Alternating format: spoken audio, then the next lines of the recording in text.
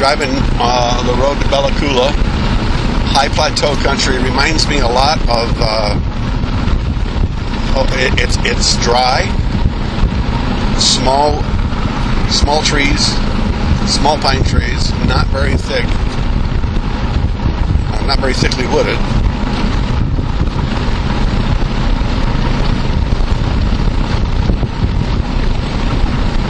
A lot of beetle kill up here, lots of it.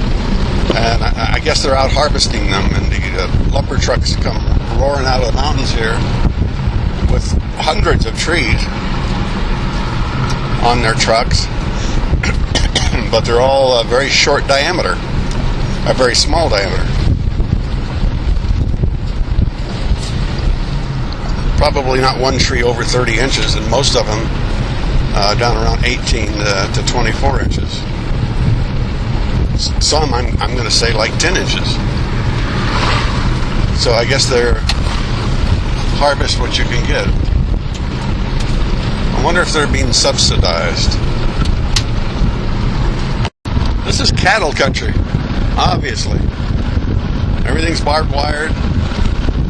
They raise lots and lots of grasses out here.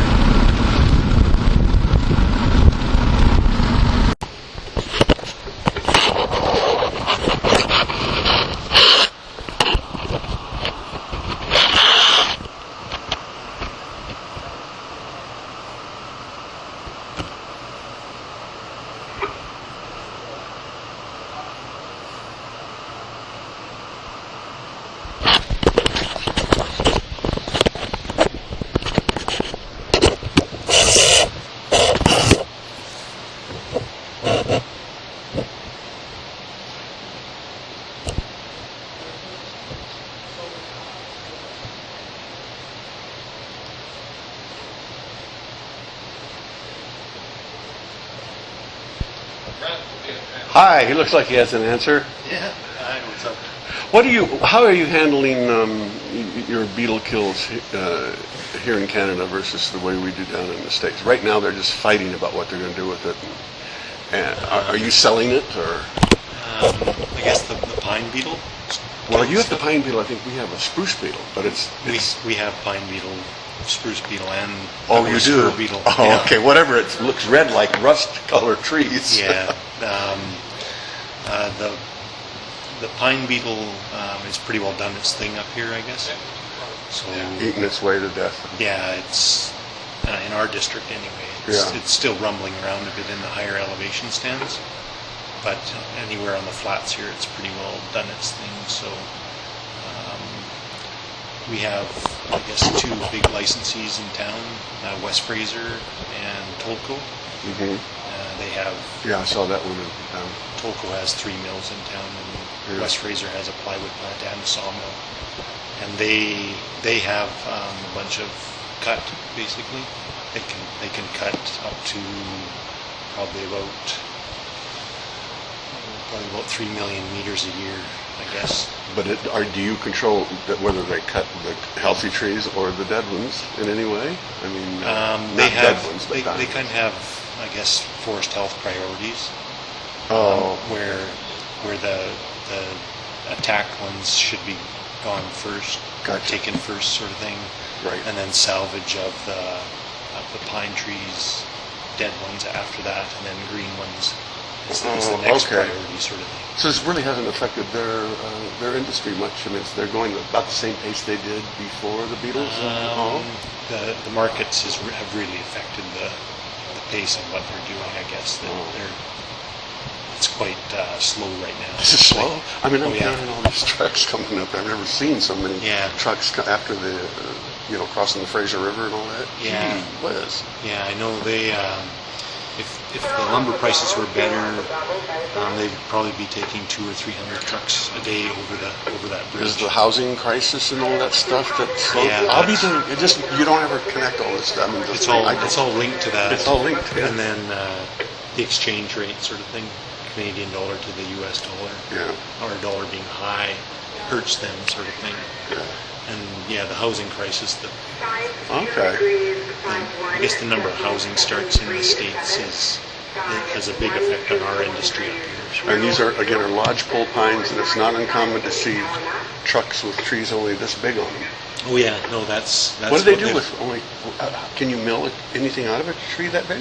Yeah, they take it down to a 4-inch or 5-inch top, basically, and take like Automated a sawing. 1x3. Oh yeah, it's really highly efficient mills. So it's just basically a straight line of wood going through the sawmill.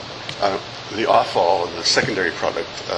When I was in Prince Rupert about 5 years ago, they said that they were fixing up for exporting or putting stove pellets on boats and shipping them to Europe. Yeah. And that's how they do it now, but they wanted to bring them in through rail instead because they could get them out there. Yeah. 'Cause that's a big deal. Yeah. There seems to be more and more of that. There's a pellet plant in Williams Lake I as put well. it in my house. Yeah. You know, I have propane, but Yeah. I didn't want a wood burner. So. Yeah. No, there's a pellet plant in town, just on the right-hand side. In this town? In Williams Lake. Oh, Williams Lake. Oh, Yeah. okay. Yeah. All right. Yeah. So no, there's more and more competition for the fiber sort of thing. Do you continue all the way to Bella Coola, all the way to the coast, your jurisdiction? No, our jurisdiction goes to Tweedsmuir Park, which is just before the Bella Coola Hill there. Well, what Forest Service is that? That's not all Tweedsmuir over there. There's a little piece of it, and you go through it. And then once you're through it, then you're. They have, I think, a field office in Bella Coola. Oh, do they? That's what I needed to know because I wanted to see if I could have campfires up there. And it's so dry. I don't know if we have them anywhere in Canada right now. Is the campfire ban province-wide? Not really too sure. I know it's Yeah, our whole region, which that wouldn't be part of, but that's part of the coast region. Okay. Alrighty. Dispersed camping is okay, right? I mean, if you just go up and you find a spot somebody's used before, and you can park my trailer and be with nature. Should be okay. Yeah. Okay. Yeah. Hey, thank you, Ron Smith from Utah. Okay. Yeah.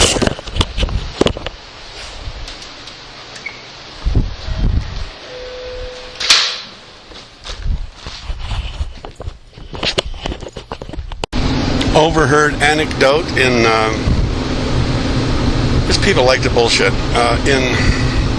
Where was that? Stewart, having a beer in the little bar behind the restaurant there.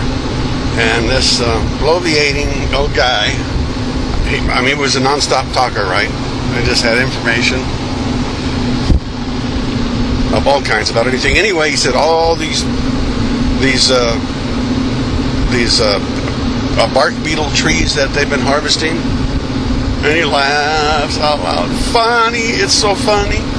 They're so full of holes that the rain gets in and soaks them, and people go to use the wood, and it's just waterlogged inside. It's hilarious. That's our government for us. It's hilarious what they're doing. These are bark beetles. They don't bore. They don't do anything. That's something entirely different. Anyway, bark beetles eat a ring of tissue right around the tree's bark, just under the bark, and cuts off the nutrients to the top of the tree, and poof, they're dead. So, more BS. All the fucking time, BS. Pine beetle is just about dead. They've eaten all the pine. There's not a problem anymore. They also have a spruce beetle and a fir beetle they're dealing with, all caused by the same problem. Old trees. Wait a minute. Well, at least not enough kill from the winter to keep the bug population down. They've had mild winters, and beetles usually lose 90% of their larvae in the winter, and now they have 90% retention. So it's just reversed. They need some cold winters up here to finish off this beetle problem. Got to mention that I saw one pickup truck with the old-fashioned, with a camper on, and they were doing the Alcam, and they had two huge spare tires bolted on the front donut style, way out there, like they used to do, because you always had to take extra spare tires. Funny. Kind of a funny thing when people first see beetle kill or pine beetle kill or whatever, and the reaction is, oh, how ugly. God, what are we going to do about this? It's like, this is nature. I don't know what you expect we can do.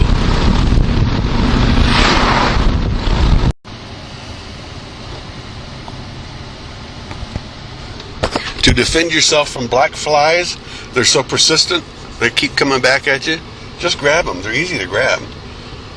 Grab them out of the air, smash them against your trousers. On BC roads, they have these little signs that'll show bumpy road ahead is what it means. It's little three little mountain silhouettes, right, jammed together, sort of like that. And what they will have is when they show that, they mean it. Slow down. Other times there'll just be a little sign on the ground, no more than 12 inches in size. It'll be the sign for slow. When it says slow, slow. If you're pulling a trailer, you're going to be surprised if you try to maintain your regular speed over those things. So look for the signs on the ground, on the floor, the curb or the shoulder, what have you. And if you see anything, pay attention to it, because something's coming up.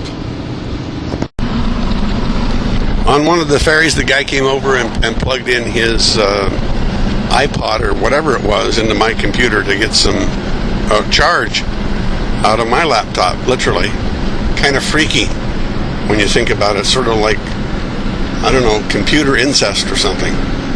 Weird. An incredible flock of crows. They're so smart. Ravens and crows, incredibly smart. I pulled into Bella Coola and parked by the grocery store there. As I was walking away, a flock of these guys come flying to my truck, fighting each other for position to jump up and snatch the bugs out of my grill and headlight rings. I mean, these guys are incredible. That mixture of being able to... Wow, this is hard to explain. I am in the most beautiful RV surrounding imaginable. People would pay $400 a night to park an RV here. It's just incredible. Incredible beauty. The sun's going down. Oh, this is Bella Coola. I've got CBC on the radio. That's the Canadian version of National Public Radio in the United States. Having a cigar. Poured a short vodka.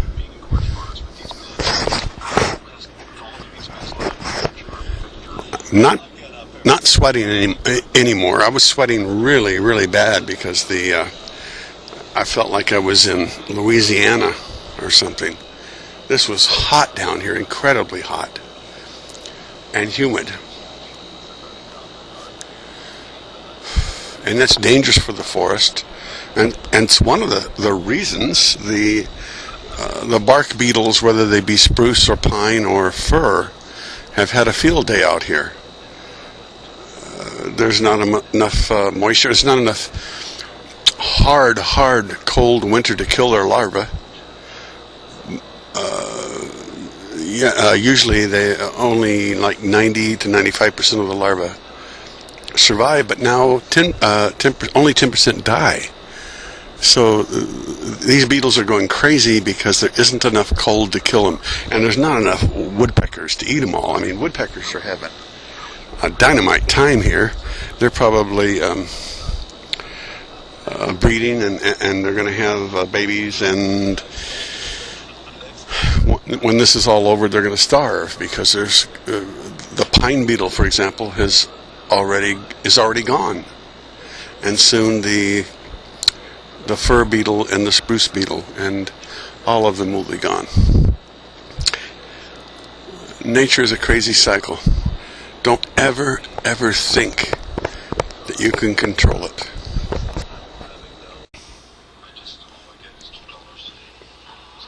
I'm thinking, who was the guy in The Stranger? Camus?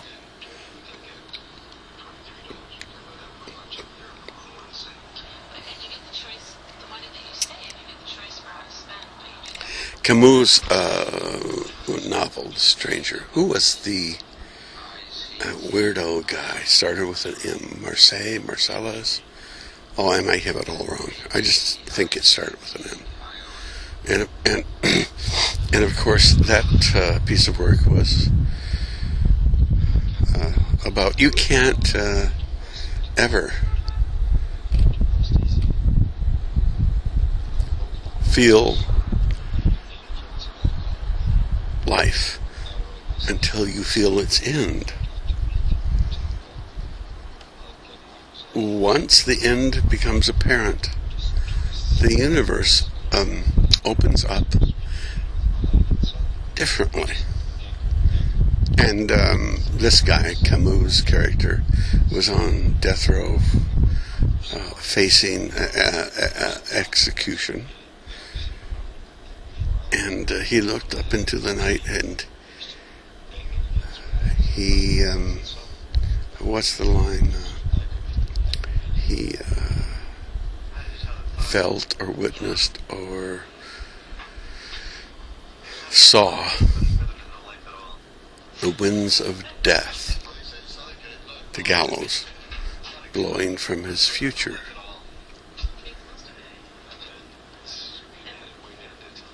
And he saw henceforth the world differently.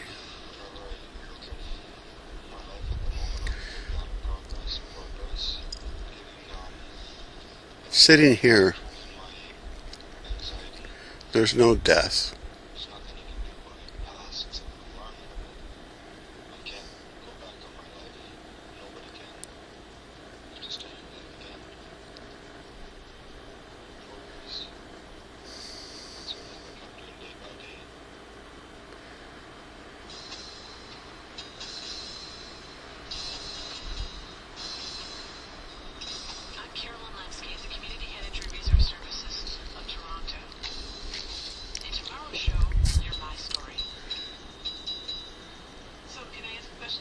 But sitting here makes me think or feel that I can see life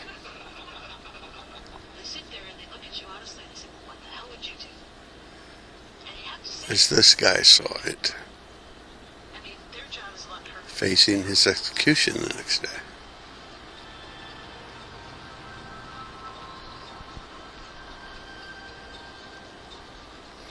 Enormous life.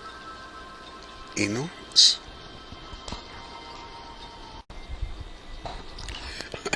One of the cutest parts of this RV site, and I have to, Eagle's Nest, or I don't know what the name of it is in the middle of it. They have a garden. In the middle of this garden, they have squash and tomato and what do I see over there? Herb thingies. I'm looking at herb thingies on this side. Whatever herb thingies are, but I know I recognize them. Cucumbers, cabbage, right in the middle of the RV park are these things. And I'm assuming anybody can go out there and pick them and eat them. Can you imagine that an RV park that gives you a garden?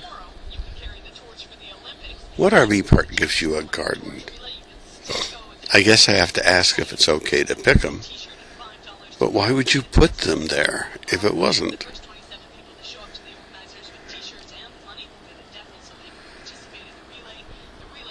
Good Lord, this is different. The light on the peaks behind us, as suggested by the owners, I don't remember their names. Tomorrow I do the interview with the owners, and we get more in depth. The light changes incredibly in the evening as the sun goes down. By the way, where does the sun go down in the north? It does not go down in the west. It goes down in the northwest. It does not come up in the east. It comes up in the northeast. So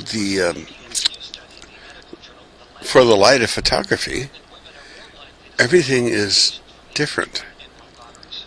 When I plan what I'm going to shoot tomorrow, I have to kind of think, where will the sun be?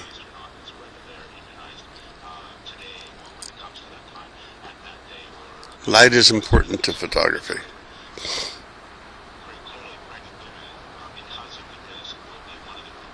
As is lack of light.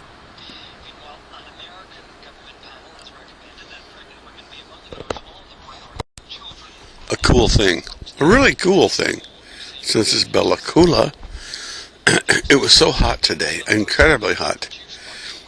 As I worked my way, which way would it be? West, down to Bella Coola Valley, out of the sun. It was so hot, so hot. But as I made these turns into the east, into the shadows, the moisture from the creeks air conditioned the environment. If you ever wanted to know how swamp coolers worked, drive through one of these. Nothing more than moisture and air.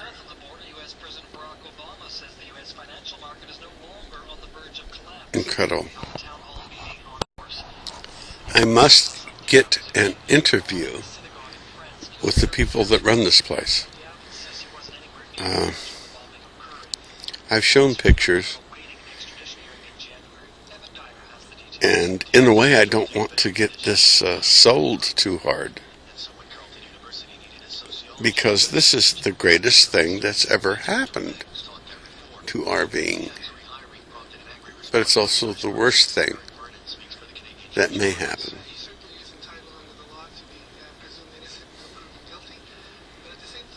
How do you tell somebody they have the most wonderful view in the world, and at the same time tell them don't, under any circumstances, build the second story?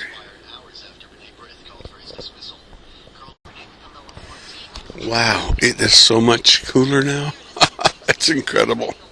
That sun kicked ass today. Let me look at my watch.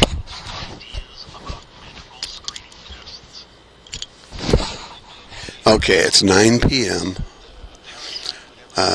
It's very tolerable. So normal. The peaks behind me are still lit by the sun, but thank God the sun is not kicking ass on my casita.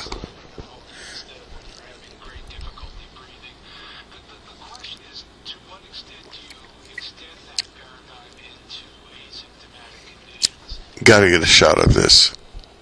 Those peaks are still lit. The contrast will be great. I do love photography.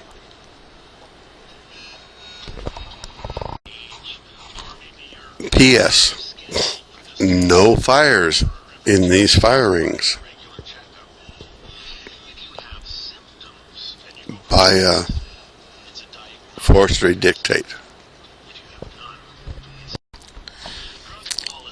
I'm reminded the Indians of Yosemite, which I guess would be the Yosemite Indians, were adept at burning the forest down.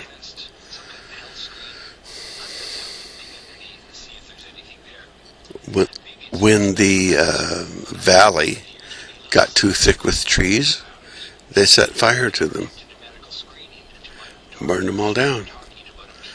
A year or two later, they had a valley of grass and fern, and abundant with deer,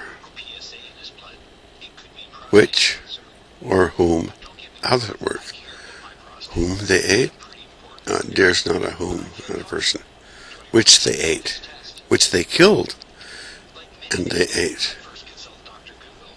The Indians knew more about managing the forests than white dudes. Speaking of which, what is the forest primeval? Is that term primeval? I have to look it up. What does it really mean? Like forever? Like the forest as it forever was? How can that be? I mean, if I'm sitting here in Bella Coola, looking at forested flanks of glaciated valleys, what's primeval about it? It did not exist in the previous ice age. Nothing. No primeval about it. It was ice. It was scrubbed clean against granite ice.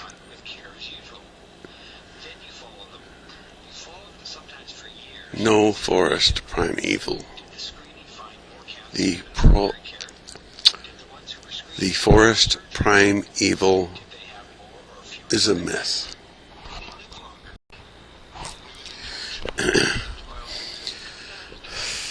I met some Harley motorcyclists.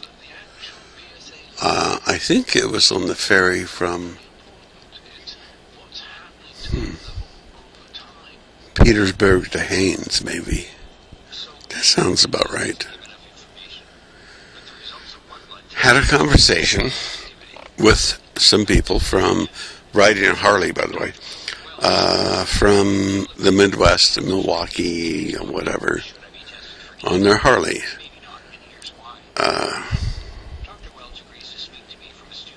And good people. The guy was a teacher in a community college in the Midwest. I'm saying Wisconsin, Michigan. I don't know. I'm sorry. But somewhere up there in the great white Midwest.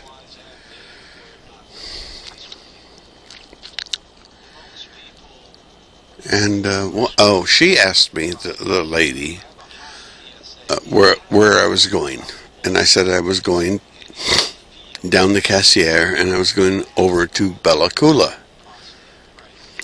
And she said, or asked, "What's in Bella Coola?"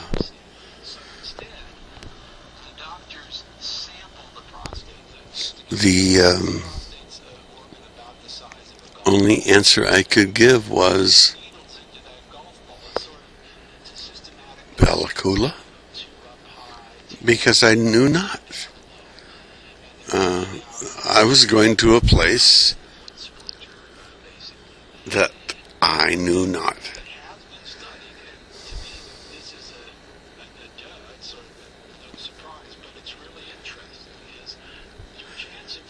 I'm hesitant to say.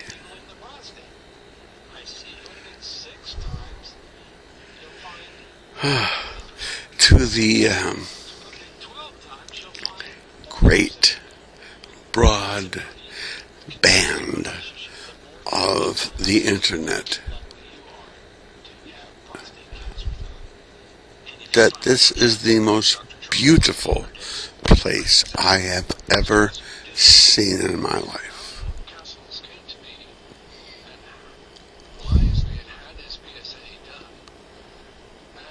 To think this blog will drive so many people here. It's such a sin. Yet such a feast. God, this is beautiful. P.S. This would be a great place to do a campfire. But the Forestry Service has said, no campfires here. This is pretty bad. The heat, the forest. If you could paint yourself, paint yourself. If your project was to paint a picture of yourself, where would you start? What color? What density? Would you start with a white canvas? Maybe a malted canvas. Maybe you would just like paint something of some color everywhere on this blank canvas.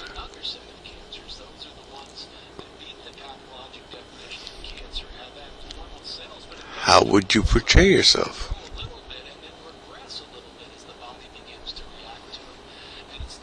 You have white. White can show the snow and the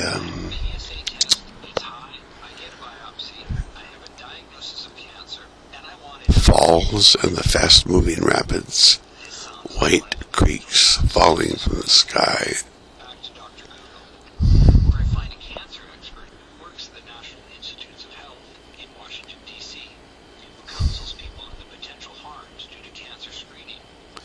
Or would you start with mottled colors, splotches of green and red and yellow?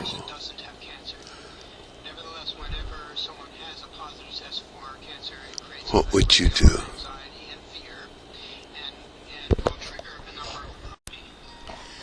Can we talk about toxicity? Correct me if I'm wrong. But do we not have a system naturally within ourselves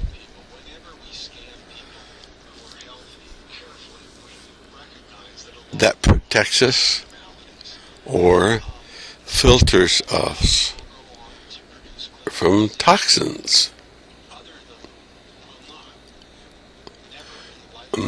Example. I like almonds.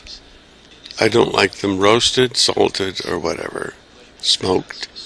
Is that what they used to do on the airlines? Smoked almonds? No.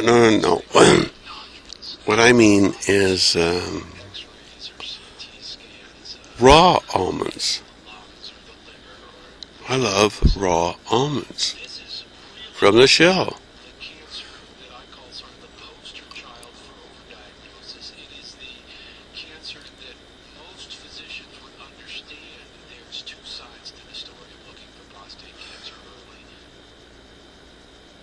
almonds have arsenic, pieces of arsenic. If you eat too many almonds, you intake very much arsenic. Now, arsenic kills, right? Is that what killed Socrates? I can't remember. The Phaedo. Did Socrates take the arsenic? It's just almonds. But it's concentrated almonds. Our body is so well situated to handle toxins. Our body looks at toxins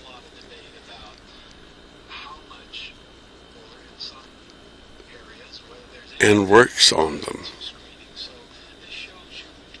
So I can sit here and eat a bag of raw almonds. Raw. All that arsenic is in those almonds. And I'll eat the whole bag. I love almonds. I don't like them roasted. I like them raw. How come I'm not dead? I should be dead. I've eaten arsenic.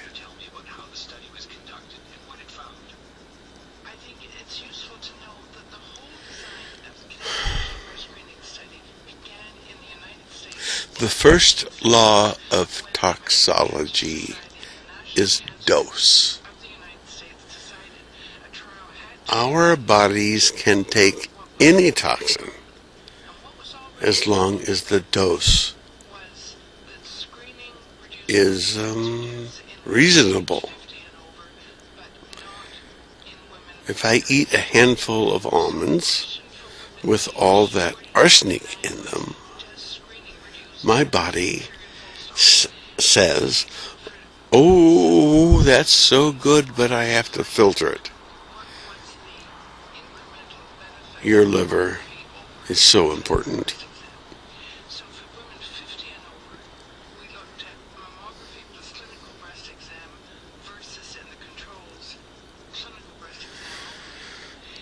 The point being,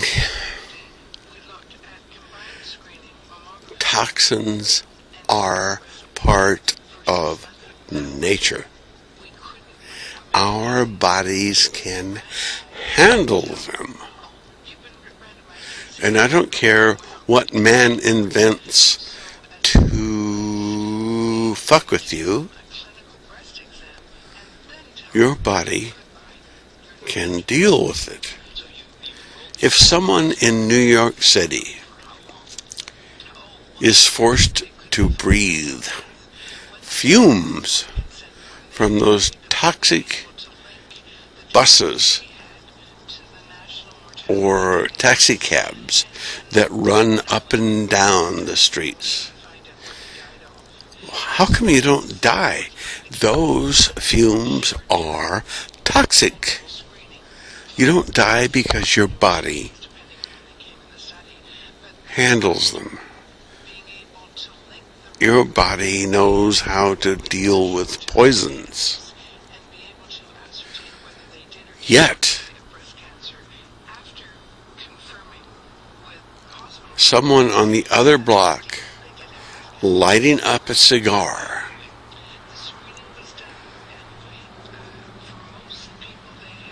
is crucified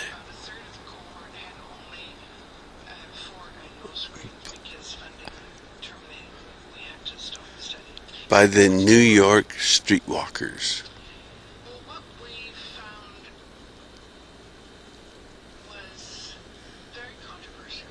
Because he's releasing toxins.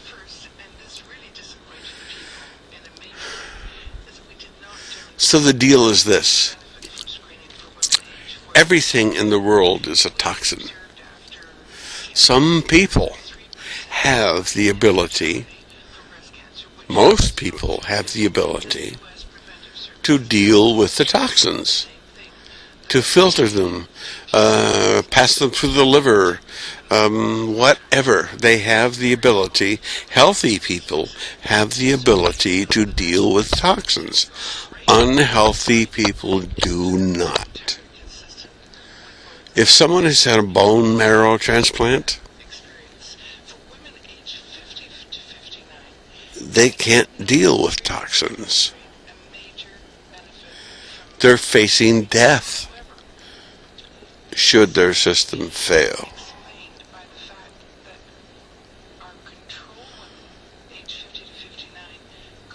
So secondhand smoke.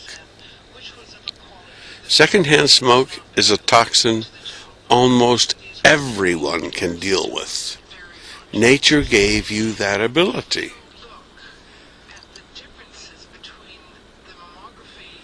But for some, they withdrew that ability. So my point is this. There's so much bullshit about secondhand smoke. Incredible bullshit. At the same time, there's incredible necessity to protect those who are susceptible to the carcinogens of secondhand smoke from cancer, to protect them. I have no problem with that either. My problem is with the insane, incredibly insane logic of those who lambast, or is it lambast? Secondhand smoke. In other words, you don't know what the fuck you're talking about. Okay, signing off.